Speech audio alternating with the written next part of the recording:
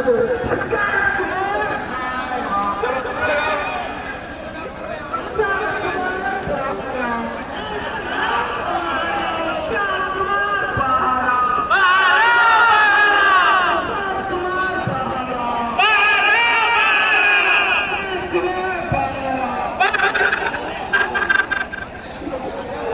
बीच में चंदन दुबे सर हैं, वो बताएंगे कि सर परीक्षा कैंसिल होना चाहिए नहीं होना चाहिए।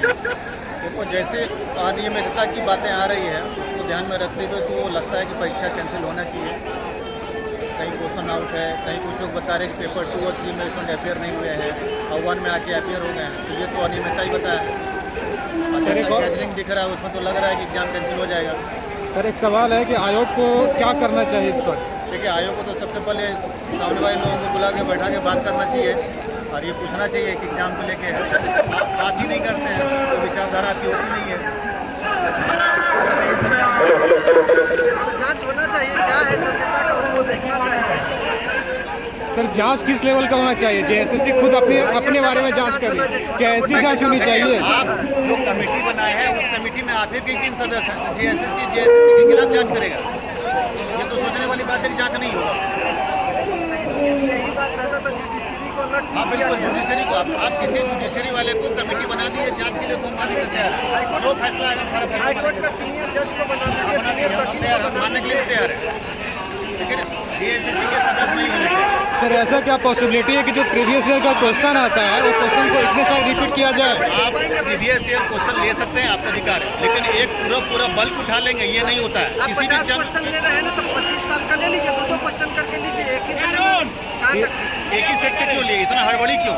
और हिंदी में आप हिंदी साहित्य का लिए है वो भी यूजीसी नेट का, जब बड़ा लॉजिकल सिलेबस नहीं दे है। दिए हैं तो सिलेबस से बाहर उसी सिलेबस से लीजिए।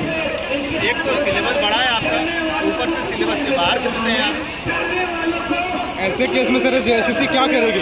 क्योंकि अब तो जेएसएससी फंस रही है, अब पूरी तरह से फंसेगा। और इसका अगर दूसरा पहलू देखा जाए कोर्ट केस के लिए, तो कोर्ट केस का क्या सर क्या प्रावधान रहेगा? देखिए, कोर्ट में तो पीआईएल होगा ही होगा।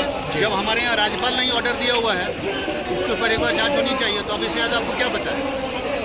तो राज्य का प्रमुख है वही खुद बोल रहे हैं, उनकी बात तो आप ध्यान में रखेंगे ना। सर मीडिया में प्राप्त साक्ष्य के आधार पर सर कट के बनाइए, समझे, एडिट कर देगा ना। प्राप्त मीडिया में साक्ष्य के आधार पर सर आगे के क्या रणनीति होना चाहिए स्टूडेंट का? वाली रणनीति यही होती है चाहिए, आप एक बार खुद अच्छे से जांच कर लीजिए। जहाँ तक परीक्षा की आपकी स्थिति देख के लगती है वो तो कैंसिल होना चाहिए, आपका परीक्षा निष्पक्ष नहीं हुआ है। सर आयोग का कहना है कि सर 15 अक्टूबर तक हम अपना रिजल्ट देंगे, तो इतनी उसमें जल्दीबाजी क्यों पली जाए वो ये बताएं। अभी आप आंसर की दी है, उसमें आंसर भी गलत है आपका, क्वेश्चन भी गलत है आपका। एक और सर सवाल था कि आयोग कहती है कि आपने जो सबूत सौंपा है खास करके सीडी के रूप में वो ब्लैंक है, इस पर सर आप क्या कहना वो सीडी आप मीडिया के सामने ओपन कीजिए, मीडिया के सामने ओपन कीजिए, हम लोग भी देखेंगे वो सीडी में क्या है। तो ये भी तो हो सकता है सर कि जो बच्चे लोग सीडी दिए हैं उसको अब इरेज भी तो कर सकते हैं जेएसएससी। ये भी तो हो सकता है कि वो सीडी को आप डिलीट कर दिए होंगे। हाँ ये भी हो सकता है, पॉसिबल है। इसलिए आप थोड़ा विचार कीजिए, स्टूडेंट की बात को समझिए और निष्पक्ष एग्जाम लीजिए। इतनी हड़बड़ी में एग्जाम की क्या दिक्कत है आपको? आपका कोई सिलेबस जो है यूनिफॉर्म नहीं है, सब सिलेबस उल्टा पुल्टा है।